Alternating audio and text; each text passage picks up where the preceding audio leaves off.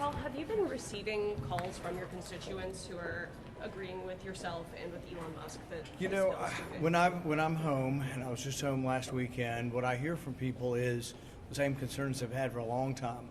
$2 trillion in debt is too much. $1 trillion in interest is too much, and we have to do something about it. And really, we have to look at all spending. So we've narrowed our focus to just a couple of items in the budget, and you can never balance the budget by only looking at a few items. You have to really look at everything. So when I'm home, I hear from people that the debt's a real problem. They understand that it causes inflation, that the inflation problems under the Biden administration will continue under the Trump administration if we don't address the debt.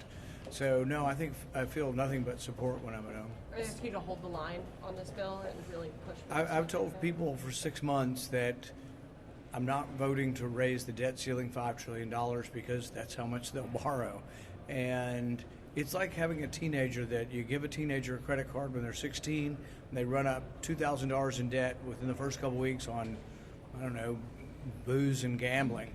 And you say to your teenager, oh, well, that's too bad. Why don't I give you a $10,000 limit? Congress is like a bunch of drunk teenagers. That's their record. They aren't very good with fiscal restraint. The debt's $36 trillion.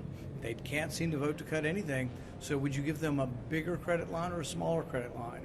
I would give them a very short leash, which means I'd give them about 3 months of borrowing power, and then we'd have this discussion again. I'd vote on the debt ceiling 3 or 4 times a year. Now, other people don't like to do that. They say, oh, it's a bother, and it draws too much attention, slows us down from what we want to do. But what we want to do is slow down the spending. And so if we did a 3-month increase in the debt ceiling, what you'd find is, in September, what's going to happen then? It's going to be another big, beautiful bill, but it's going to be a big, beautiful omnibus or continuing resolution to keep government open. But if they keep spending at the same rate, it'll be another $2 trillion in debt, and that's why they're borrowing $5 trillion. So it's all interconnected. And yes, I am where I am. I'm willing to vote for the bill, but they've got to get rid of the debt ceiling. If they take the debt ceiling off, I'm a yes. Senator Paul, many of your colleagues have said that these are okay because the tax cuts will pay for themselves with economic growth, and they reject the CBO's projections as a result of that. Do you buy the argument that tax cuts pay for themselves? A lot of times, yes. In fact, that's not my big argument with this bill.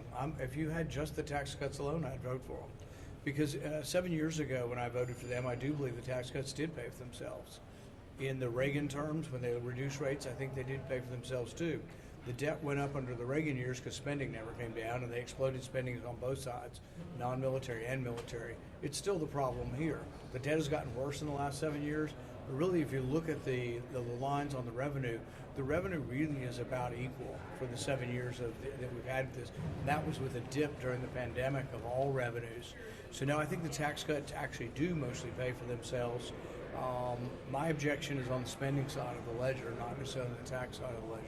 Senator, do you agree with Elon Musk then, with his criticism of this bill, that it adds to the debt? We both seem to be on the same wavelength and that we're very, very skeptical. I think that what happens is it's not all just in this bill. Some of it's what the bill doesn't do. So the taxes is one issue, but I would vote for the taxes. I don't agree with CBO's score.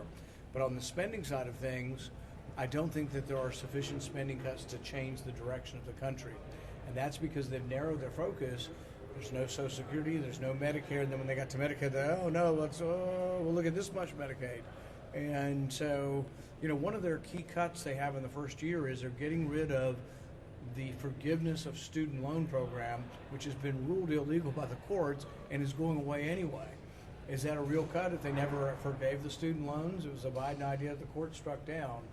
That's going to be a way that's $150 billion savings right there. And so I don't know that that's even real. We do know that the bill spends $300 to $400 billion.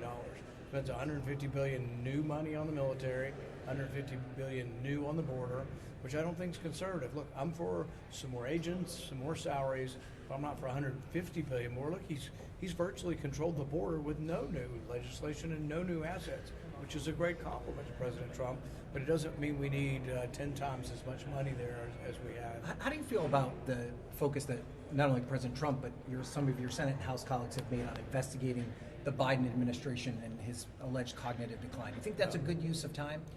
I think the auto pen is a valid thing to look at. I think it's a valid question to ask who ran the auto pen. In the past, White Houses have been particular about this. They have a login. It's not like anybody can walk over and auto-pen a pardon, all right? It's a pretty big deal. So I think it's a reasonable question to ask. If you were running the auto-pen, bring you in under oath and say, who told you to run the auto-pen for the pardons? And I would think either the president's got to tell you, or you're going to say, so-and-so told me. Then you go to him or her, and you say, who told you? But if the ultimate answer is Jill Biden told me to do it, or the ultimate answer is Jill Biden's chief of staff told me to do it, you've got a real problem. You've got a constitutional crisis in those pardons, really, and there could be a real problem. Somebody's got to ultimately say, and the question is, will they say this and be honest about it? Did President Biden direct them to do that? And this isn't like sending a constituent letter out. Like we might have a standard letter if you ask a question about Social Security and 5,000 people ask me that question, and we have a standard letter and an auto-pen signs it. This is law. And it's But do you very think important. you think there's a chance that President Biden didn't authorize the pardoning of his son, for instance? Like, do you think that? Well, I think they looked at that when they said it wasn't done with the auto pen. That one looks like he signed that one. So you're saying there's other ones you're concerned he may have taken particular care in that one because it was personal to him. But I think that some of it could be, you could say, is overly broad. But I think the specific question of who ran the auto pen and who they get permission from, I think is a valid question. I think we're going to get an answer to it too. Do you think those investigations offer a needed distraction for Republicans as you guys try to get together on this big, beautiful I don't bill? know. I think they're just, another issue. There's a lot of controversies. How many court cases are going on right now? I mean, there's 24 court cases. So I don't know if you want to call them distractions. A lot of them are important questions. Can the president hire and fire certain people in the executive branch? And actually, I think he's going to win most of those. He's already winning a lot of those in court. I think you have to have the president have the ability to hire and fire the executive branch, because then nobody would have the authority if he doesn't. The legislative branch can't fire people in the executive branch. So I think he's going to win a lot of those cases. There's going to be cases on impoundment. There's going to be a lot of cases decided. There's cases on deportation. So the courts have probably never been busier. But the interesting thing is the cases aren't as clear-cut as people on either side make them out to be. There are very debatable points of all these cases, but they're also defining separation of powers. Separation of powers were defined by the Constitution, but they haven't really been adjudicated that much. There's going to be a lot that will happen under this Supreme Court that will solidify or define what are the separation of powers. Thanks. Senator, Thank you so much. What coordination have you had with House colleagues